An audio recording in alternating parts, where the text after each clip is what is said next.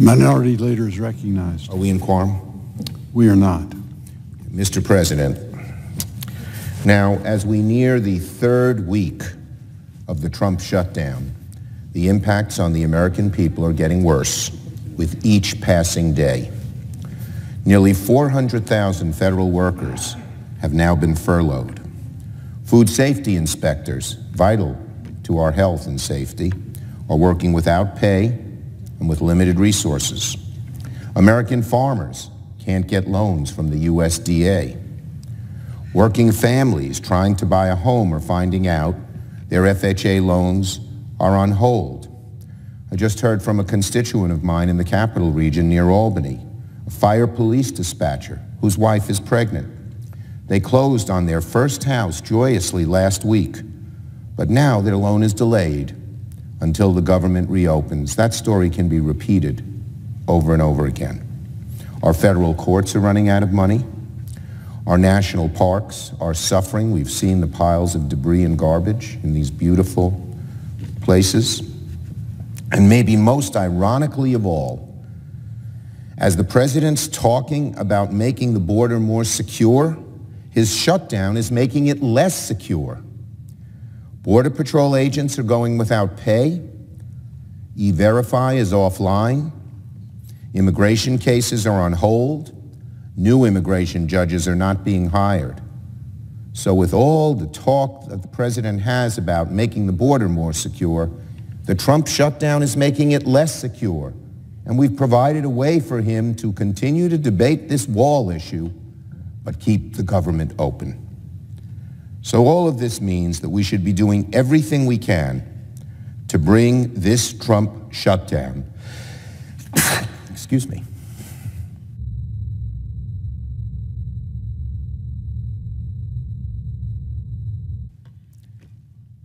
all of this means we should be doing everything we can to bring this Trump shutdown to a swift end. Now, my friend, the Republican leader, quoted me this morning. So let me now quote my friend, the leader. He has said repeatedly, quote, "Nobody likes a shutdown." Now, Leader McConnell has shown himself to be an adept negotiator during previous shutdowns. Why is he abdicating his responsibility now? Why is Leader McConnell shuffling off to the sidelines, pointing his fingers at everyone else and saying he won't be involved? Probably because he realizes this president, President Trump, is erratic, unreliable, and sometimes even irrational. In sum, President Trump is a terrible negotiator. Given the unfortunate traits that reside in our president, I understand Leader McConnell's reluctance to get involved. But in truth, they are all the more reason for him getting involved. America needs Leader McConnell to get involved to stop this shutdown. He can't keep ducking this issue. Left to his own devices, President Trump can keep the government shut down for a long time. The president needs intervention, and Leader McConnell and Senate Republicans are just the right ones to intervene. Fortunately, and we have a way to end this shutdown with the help of our Republican friends in the Senate. Last night, as expected, the House of Representatives passed two pieces of legislation to end the Trump shutdown. A six-bill package to provide appropriations for 8 shuttered cabinet departments and a 30-day continuing resolution for the Department of Homeland Security. Both bills received bipartisan support in the House. The logic behind these two pieces of legislation is very simple. We have disagreements on how to best secure the border. President Trump wants an expensive and ineffective border wall. He promised Mexico would pay for it, but now demands American taxpayers should foot the bill. Democrats believe a border wall is an obtuse public policy and that we have much better, more effective, less wasteful ways of securing the border. But we don't have to have 8 unrelated cabinet departments closed while we sort out our differences. we can reopen the 25% of the government now closed and continue to debate our border security. That's why we split the bills in two, one to reopen the government and another to keep DS running short term while discussions continue about the border.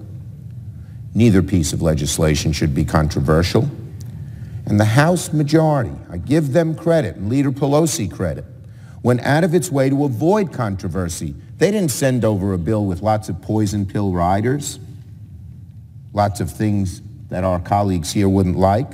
They sent the very bills that Republicans crafted and voted for. The majority went out of its way to avoid controversy by choosing the legislation crafted and supported by Republicans. So let me emphasize that. The 6 appropriations bills passed by the House last night are the same bills, this very same bills, they have not changed a bit, that Republicans here in the Senate drafted, they were in charge, and approved. 4 of them passed this chamber by more than 90 votes. The other 2 passed nearly unanimously in committee. Leader McConnell voted for every one of them and spoke glowingly about their passage last year. So there is nothing, I repeat, nothing, in the 6 appropriation bills that Leader McConnell and Senate Republicans oppose. There is nothing, absolutely nothing, I repeat, about a continuing resolution for Homeland Security that now Leader McConnell and Senate Republicans refuse to put on the floor, because those were that was Leader McConnell's idea. He put it on the floor. It passed the chamber unanimously last Christmas. So now we're seeing some real cracks in the Republican wall. Some of my friends in the Senate on the other side of the aisle in this body, to their credit, are already saying that we should take up and pass these 2 bills.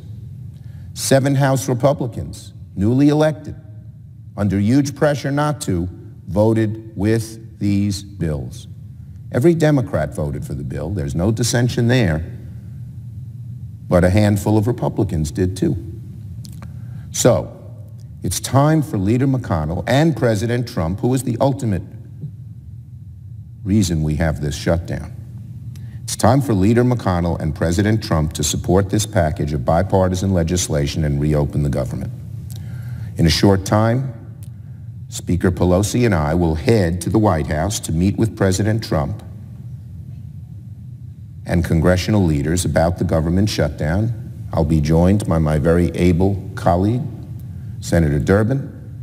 Senator McConnell will be joined by Senator Thune. Senator Pelosi will be joined by Leader Hoyer. And of course, Leaders McCarthy and Scalise will be there as well. At the meeting, we Democrats hope to convince the President and Leader McConnell to take up and pass the 2 House-passed bills, both of which have already been approved by Senate Republicans. That's the quickest, least controversial way out of the Trump shutdown. It separates the fight on the wall from the government shutdown. President Trump is holding hostage, using leverage, hundreds of thousands of federal workers and millions of other Americans, like the gentleman and his spouse in Albany, who can't get their FHA mortgage approved. And that story in many ways can be repeated over and over again. So I say to my Republican friends, don't let President Trump hold hostage all of these fine people who have done nothing wrong themselves. Don't let him use the government shutdown to try and get his way, because that's not how it should work, and that's not what's going to happen. Instead, let's reopen the government. Start paying our food safety inspectors, our park rangers, our air traffic controllers, our federal courts, and our border patrol agents, so they can do the work they're supposed to do for the American people. All we have to do is take up legislation that Senate Republicans already support. I yield the floor.